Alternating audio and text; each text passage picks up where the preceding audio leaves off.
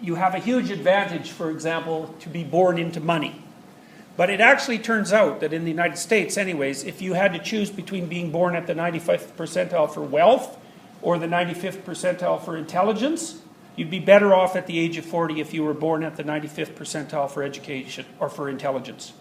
So wealth matters, but it doesn't matter as much, or hereditary wealth matters, but it doesn't matter as much as people think it matters. But that's partly because you actually can get ahead in a functional society if you're smart and hardworking. You know, if you're in a corrupt society and work just makes you into a sheep to be fleeced, well then it's obviously better to be born rich. And so I would say the advantage to being born rich is proportional to the amount of corruption in the society. If it's a corrupt society, it's your only hope. If it isn't, it might not even necessarily be all that good for you. You know, what's his name? The best investor in the world, the richest investor in the world. His name escapes me. What's that? Buffett. Yeah. He's not leaving very much money to his kids. Like, it would be a lot by our standards, but by his standards, it's like, you know, the pennies in the bottom of his ashtray in his car. So, and the reason he doesn't want to leave them a lot of money is because he actually thinks it deprives them of necessity, and depriving someone of necessity is not really a very good thing, because, you know, partly the reason you're motivated isn't only because you want some good things to happen. It might also be because, you know, you better watch out and get your life together or you'll get cut off at the knees. And, you know, if you're too protected, then that all goes away. And so it isn't necessarily obvious that that's for the best. So then you might think, well, we should have a modified Pareto distribution because that'll enable people who are hyper-productive to be rewarded for it. But more importantly, if you don't have a Pareto distribution in your society, there aren't individuals who amass large pools of capital, and then it's very difficult for there to be investment taking place because some things are really expensive. So for example, if you want to build a fabrication plant to make computer chips, you need about $4 billion. And it isn't really all that useful. It seems to me that it wouldn't be all that useful if the only institution who ever had that much money was the government, because that would mean that the government would have to be the lead investor in everything. And that's just not tenable. You know, you're going to replace all the venture capitalists with government agents, you know, government workers.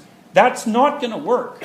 So you do want there to be fairly large pools of capital. And you can also make a case that you don't want all the power centralized. And so if you take wealth away from people, I mean high levels of wealth, what happens is, again, you start to centralize power in the government because it's the only institution that's large enough to wield a lot of clout.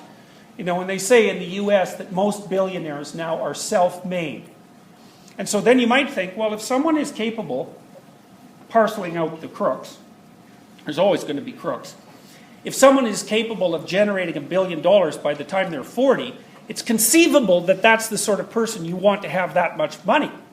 Because obviously they know what to do with it, right? I mean, it's easy to waste money. You can do that. I mean, I've seen people blow through $3 million in 2 years with no problem. Like, you can distribute money if you're not careful, like snow melting in your hands. It's hard to keep it. It's hard to use it. It's hard to invest it properly. And it's certainly possible that you want fairly large pools of capital distributed in the society so there are multiple points of power. But you could still argue about exactly what sort of Pareto distribution you'd want. And there's some good demonstrations in the US. I can show you that too. That's a good one.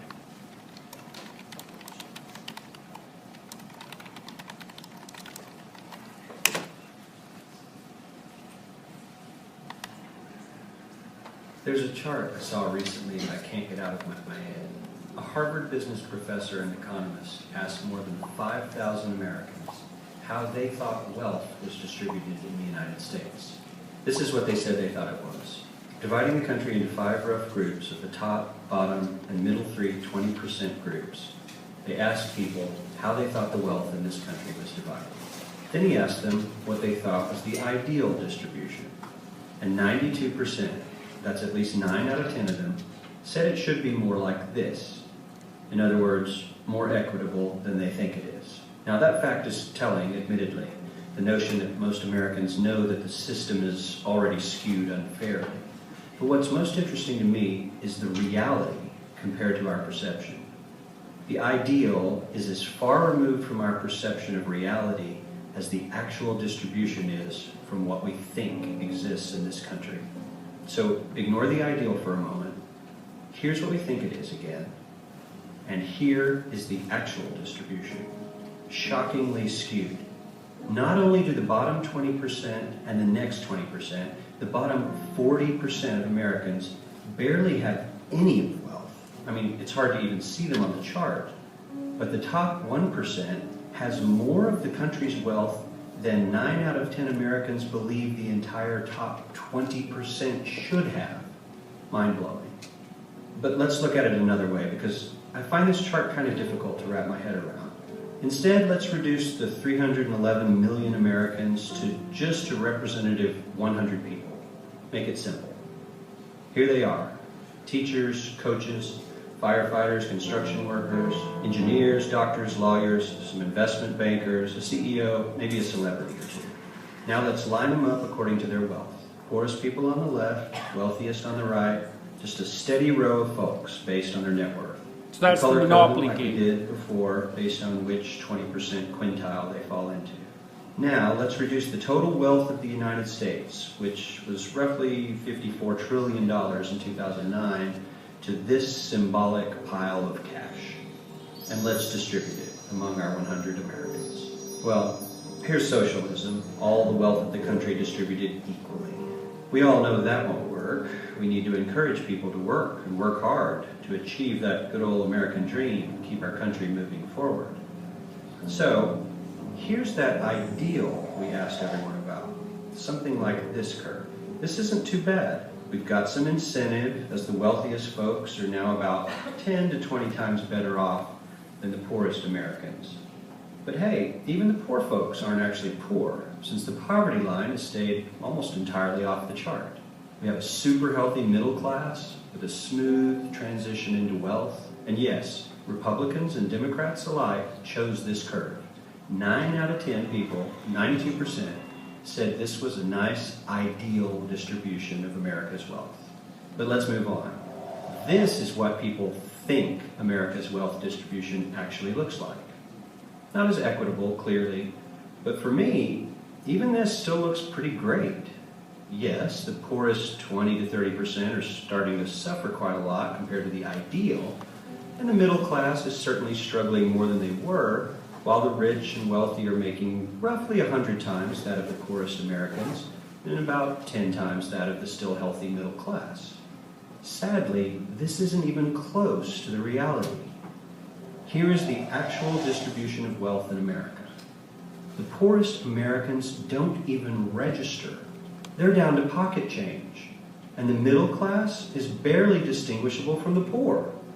In fact, even the rich between the top 10 and 20 percentile are worse off. Only the top 10% are better off. And how much better off? So much better off that the top 2 to 5% are actually off the chart at this scale.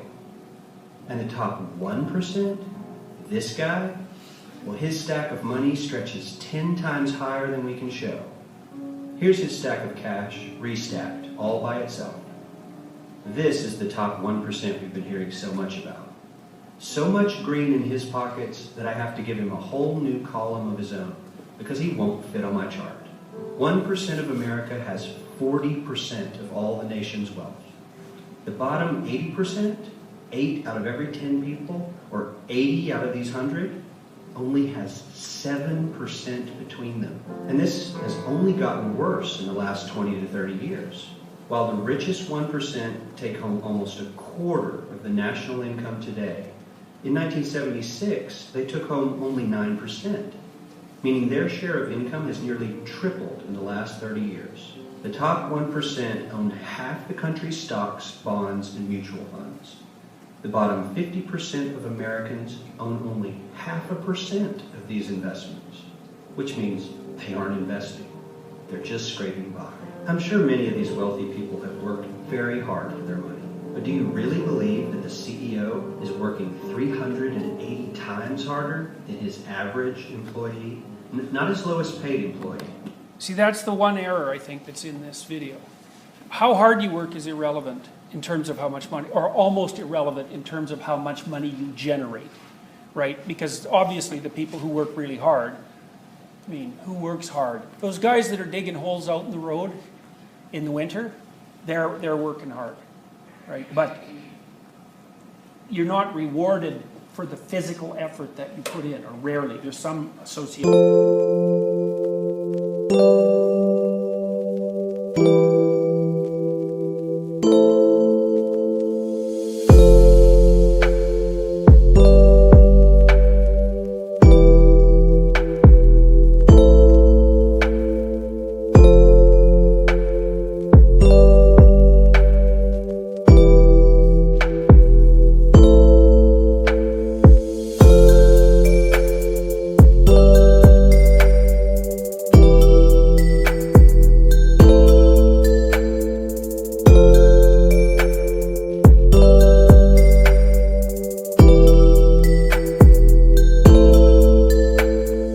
But not very much. And so it isn't whether or not the CEO works 380 times harder.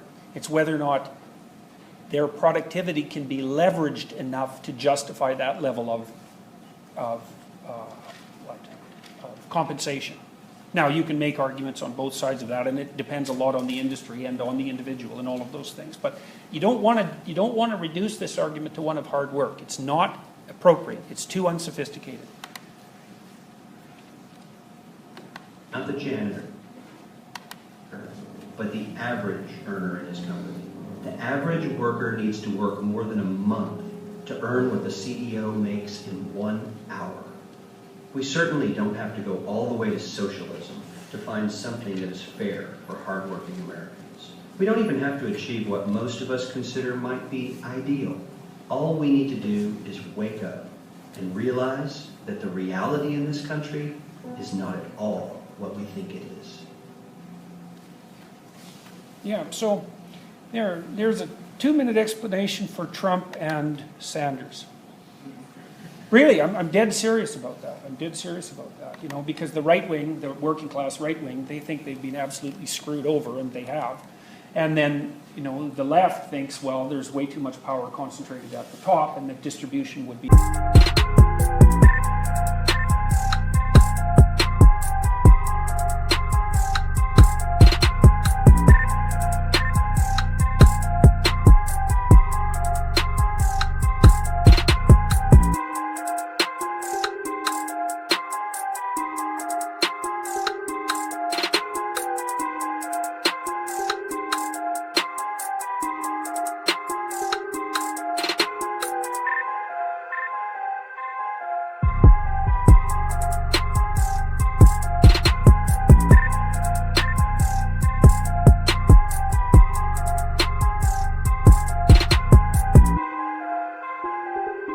the answer. The problem is that, and this is the real problem, it's not that easy to figure out how to distribute the money.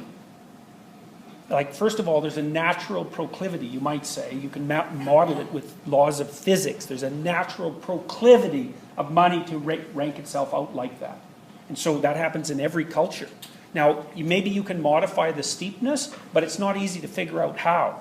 You know, and there's a bunch of problems, because there's a bunch of problems that are associated with the more dim-witted solutions. For example, lots of people think that poverty is caused by lack of money. And that's really not a very sophisticated theory, because there's lots of things that cause poverty. Low IQ causes poverty. And I'm not saying that all poor people have low IQ, because that would be stupid. But obviously, if you have an IQ of 80 and you can barely read, the probability that you're going to end up poor is pretty damn high, right? So you've got that. And, you know, it's about 10% of the population who has an IQ of less than 80. That's a lot of people. And so they're not literate. So you think about what they can do. They can't run computers, generally speaking. Okay. Well, then there's people who are ill. You know, there's a lot of them. Then there's people who are alone, and that's a big problem because they're one step away from disaster, right, if you're alone. Then there's people who have alcohol and drug problems, and people with screwed up families, and, you know, you can go on to add up the reasons that people fall off the edge of the world. And money...